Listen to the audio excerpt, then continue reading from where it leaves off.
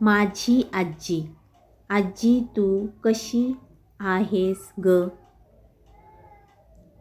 मला तुझी खूप आठवण येते. आम्ही शाळेत जेव्हा नवीन नवीन कविता आणि गोष्टी शिकतो तेव्हा मला तुझी खूप आठवण येते. माझ्या शाळेतील सगळ्या मैत्रिणी त्यांच्या आजीविषयी अशाच छान आठवणी शेअर करत असतात.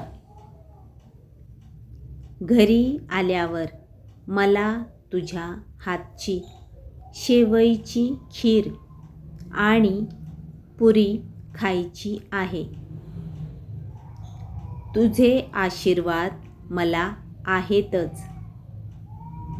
माझं तुला खूप सारं प्रेम. माझी आजी.